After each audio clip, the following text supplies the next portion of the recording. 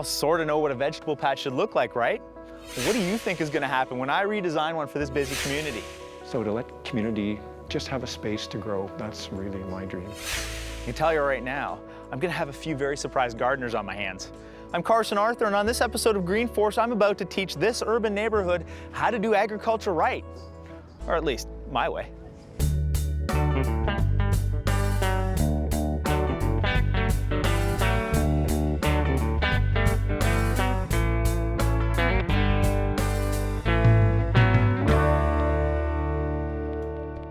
I have to confess, I was walking around before I came and got you, because this is a big garden. It's a big garden. We're sitting on just shy of 3 acres of land, and the area that we're really interested in developing is the area immediately around us. Why the circle, just out of curiosity?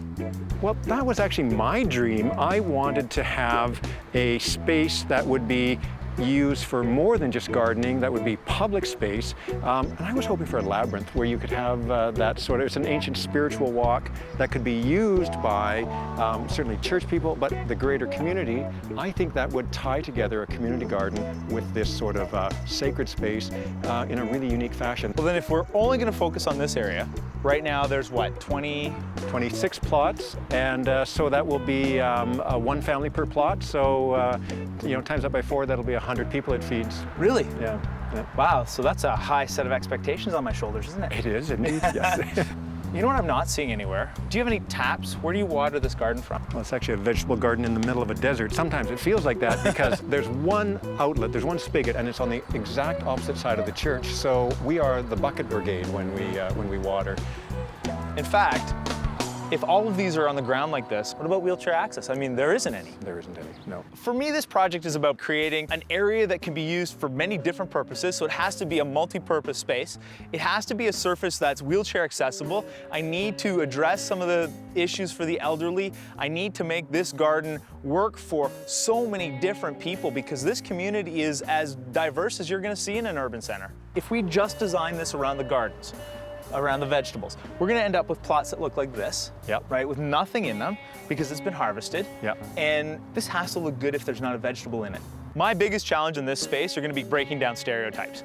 We're not designing a space that grows food. We're designing a fantastic, beautiful garden that happens to have vegetables in it. It's a completely different process altogether. Well, if you can work magic like that, heck, we can have our wedding photos out here too. Well, I mean, isn't it supposed to be a heavenly space? It is indeed.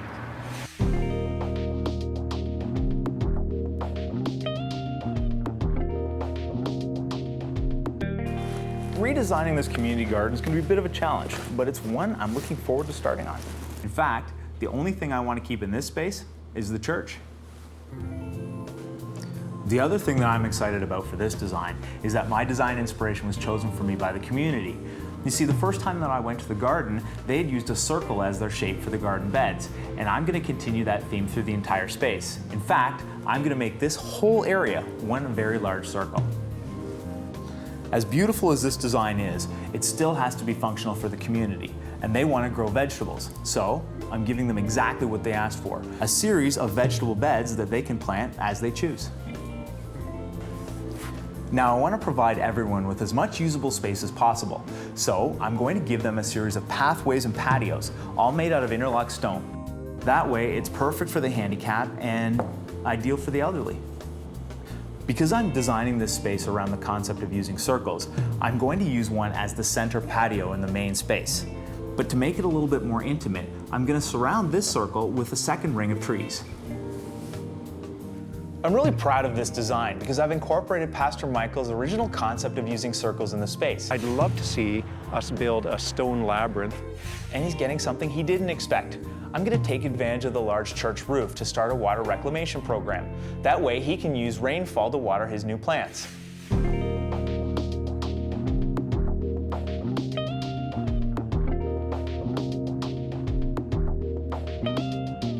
So here's the design as I see it, okay? Yeah. Now, this is just a concept design. Okay. It's really early on, so feel free to give me any input you'd like, okay? I won't be offended, I promise. Okay, fair enough. Okay? Now, I went with your original circle design that you started with your 26 plots, but this time it's a little different, as you can probably see. Yep. You look a little shocked. Well, it's just the circle has grown mightily. It's a lot bigger. Well, I figure if we're gonna do it, we might as well do it right. Big, huge. And I think now that Pastor Michael has seen the design and seen that we're gonna go so much bigger than the original space, I think he's starting to understand that this is going to be a very large project. These are the vegetable plots for the community. Good. Okay, there's actually more square footage here than you had originally. That's excellent, because we want our people in the ground. That's why we're here. I'm excited about that. These 4 are raised planter beds. Okay. So those are the ones where we can have wheelchair access and maybe some of the older folks who don't want to get down on their hands and knees. That's the plan. It's also 18 inches high, so it's perfect for seating. Okay, coming through here, leading from the old gardens to the new space is interlock. So the whole thing is wheelchair friendly. Okay. If this is going to be more than just a vegetable garden and truly be a community garden, we need to take advantage of every square inch of this entire space. Now you'll notice that I'm putting in a lot of plants. There's tons of There's a ton of plants. I didn't want you to have to rely on the gardeners to make this beautiful.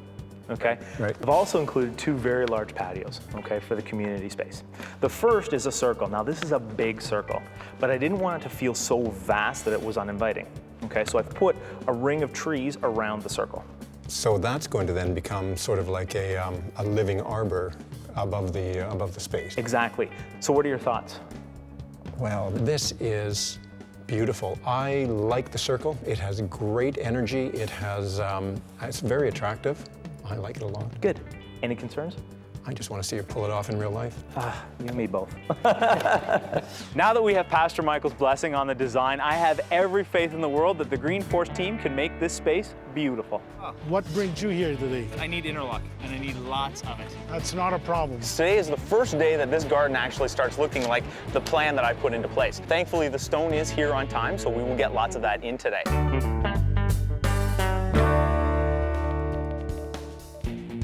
We've met Pastor Michael from the Advent Lutheran Church, who graciously donated the land beside his building to create a community garden. Not just for growing vegetables and flowers, this space was intended to help bring a neighborhood together. Unfortunately, this garden is not living up to expectations, so the Green Force team has come to help. With the design in place and excavation about to start, the community needed to step in and dig up everything that they wanted to save.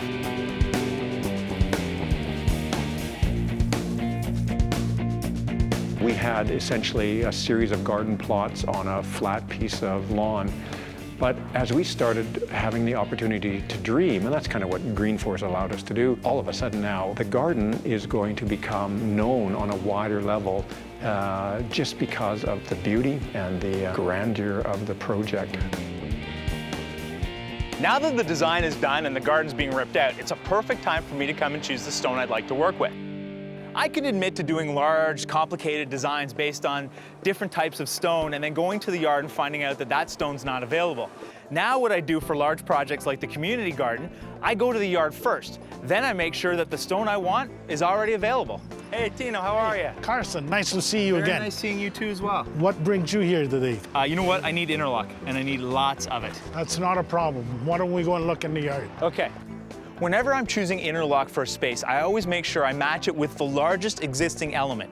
In this case, I'm working with the large church wall. Now it's brown, and even though I want to use different pigments of color in the space, every single interlock stone will complement the brown of the church wall. That way, everything works together instead of competing. You know what? I like this because the tones in this match the church that I'm working on. In fact, I could use this in my center section, and I'm gonna need 4 or 5 other stones that kind of match this in the same pigments for other areas. No problem. You got I'll more? show it to you right down here. Okay. This is perfect. Oh, that's good too. Okay. And so is this one. Actually, you know what? No I problem. really like that. That's good. So then what I need is 350 of each of the colors, so square feet. No Okay. problem. 1,000 square feet of that one for my circle, and we should be good to go. Yep. So we can load up a truck? Anytime. Yeah? And then Yep. you'll build me. Okay. I know how that works. Okay.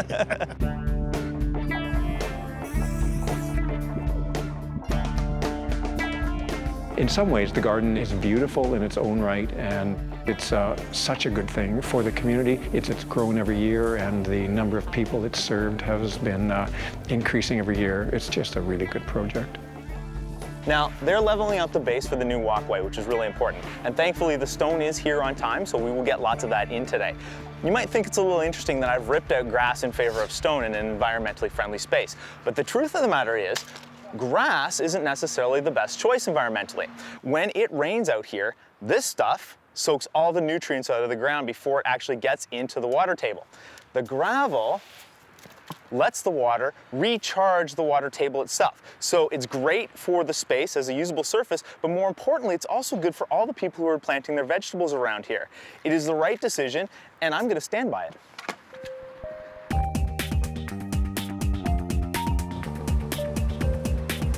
Well, we want to be environmentally conscious in this space, and because we're putting a lot of patio stones, one of the side effects of that is we actually raise the temperature because the sun beats down on them. So to combat that, I'm putting in a bunch of big shade trees. Unfortunately, where I wanted to put the big shade trees happened to be exactly where the old pine trees were. So I brought in the big toys today because this is the best way to move large trees. Whether it's a commercial application or residential, this is really the only safe way to move them properly. And I've got my tree man. When you're moving big trees like this, it's so important to have the right tools. And in this case, because the size of the trees were so large, I could only use a tree spade. Now, the tree spade is really great because it takes all the roots and all the soil. And when we're moving a tree that size, you need to preserve as much of the lower growth as possible. Let the magic begin.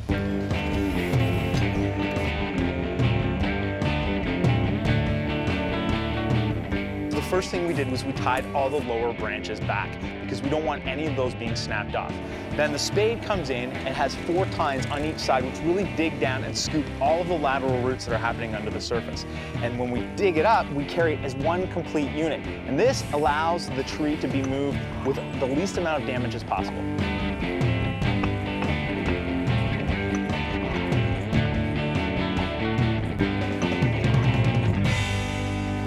So we're laying a random pattern today, and what that means is basically what it sounds like. All of the stones are mixed, but the key to making a random pattern look good is to never have 4 corners line up, which is what we're about to do here. If I put that stone down, you see that there's 4 corners, and this just doesn't look as good. So what has to happen, unfortunately for me, is this has to move like that. Put a stone in there, and we've broken up the pattern and made it truly random. So the plants are here? Yes. And are major substitutions? There were a couple surprises. What is that? Silver feather grass. For where? Dwarf fountain. Are you kidding? Yeah, that's not gonna work. We are at the Advent Lutheran Church, where a piece of land has been donated to the community for a neighborhood vegetable garden. We are transforming this yard into a gathering space with a much improved planting area. So far, we have moved some of the older evergreens to make way for new shade-providing maples. We've also started on laying the stone for the pathways, and the new plants have just arrived. Hey, Jody. Hey, Plants are here. Yeah. Any major subs? there were a couple surprises. This one is one of them. What maiden grass is that? Silver feather In grass. favor of? The dwarf fountain. So these get what, 10 feet? And that gets About 2. 2. And that's where? That's on the church wall, right? Mm-hmm. Okay.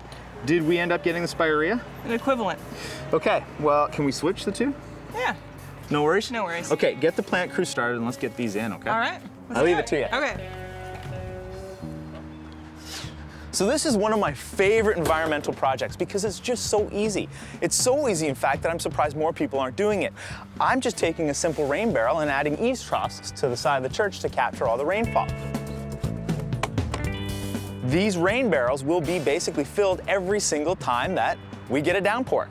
Now, I got this rain barrel from the city, but if you're going out to purchase one, there's a few things you need to look for. The first is a hose like this, because it has an attachment that you can put your ordinary garden hose onto.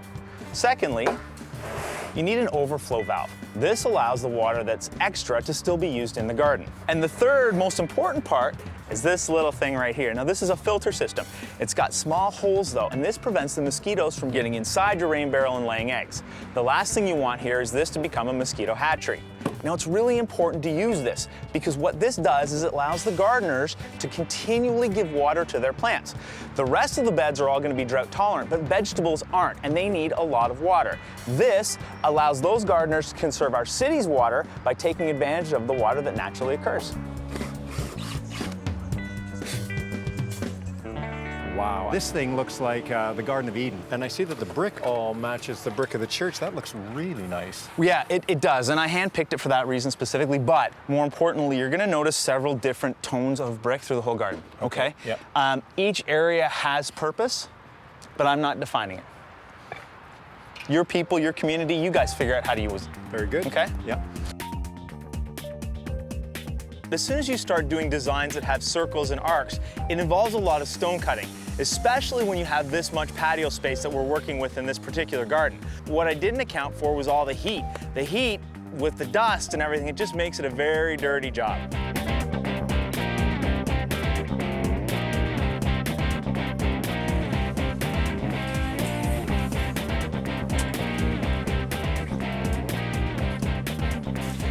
Well, this is Plant Design 101, and this is why when you're doing large plantings like this, you always put the little guys to the front. See these junipers here? They are gonna hug the ground and spread across in a carpet all the way around the circle.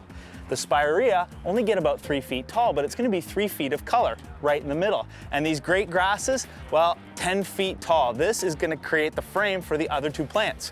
It's gonna look like a stepped system all the way up to the church. It's gonna look fantastic. Well, as you can see, the patios are almost done. Now, this is a good example of how I've used two different types of stones to create the space. Now, this beige modular course not only links the two patio areas together, but it also works really well with the stone on the church. So it brings that building into the space. Now, I'm really proud of this circle because it's got these great sunburst locusts around it. And when they fill in, it's gonna be a perfect spot for reflection. Moving forward, we've got this other patio and these raised planter beds. Now this is a perfect height for easy access, but also perfect for seating. And as you can see, we've got this plant bed almost in with lots of plants, but nothing in this one, and you may be wondering why.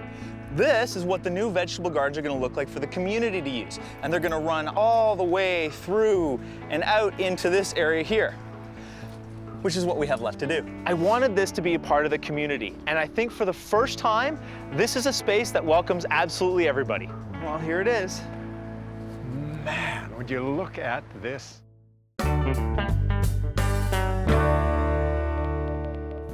Green Force is at the community garden beside the Advent Lutheran Church. We've completely rejuvenated their old space and have given them stone pathways, raised vegetable beds, and lots of new plants and trees, not to mention more gardening plots.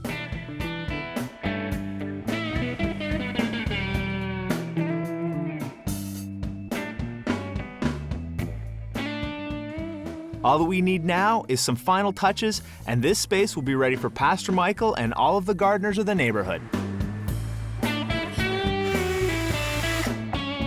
And just the finishing touches on my water conservation project, and I think we're done, just in time.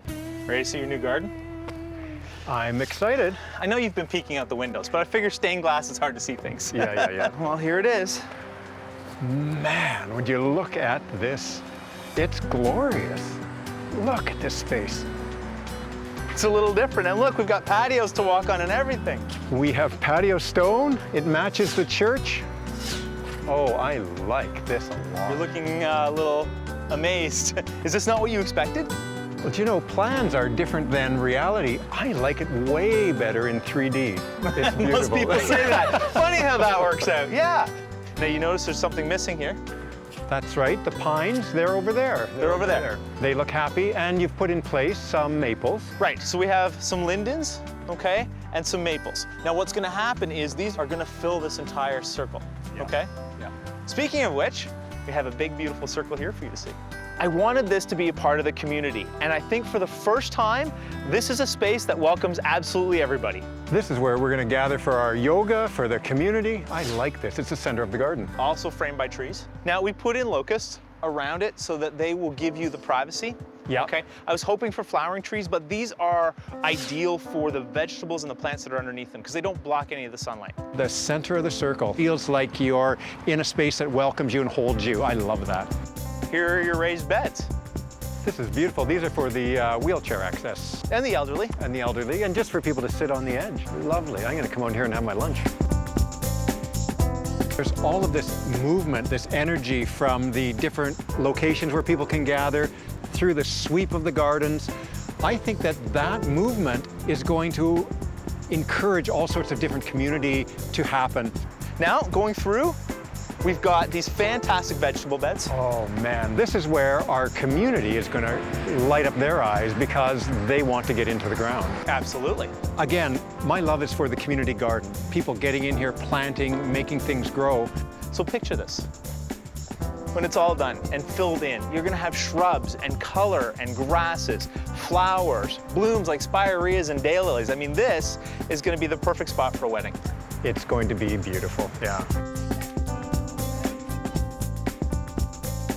You know, I am blown away by this space, the sheer size of it.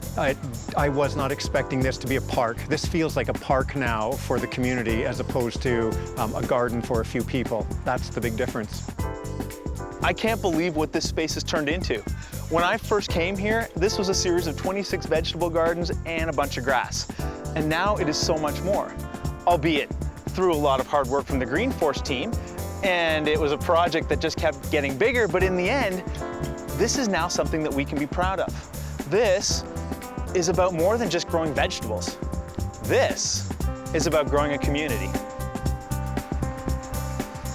The thing that I like the best about this garden is I could see my friends, I could play with them. It's not about the vegetable. It's about the community. They can be close together. It's pretty much more like socializing than anything else. We are going to enjoy this as a community. This is a gift that has been given to us, and we are going to take care of it.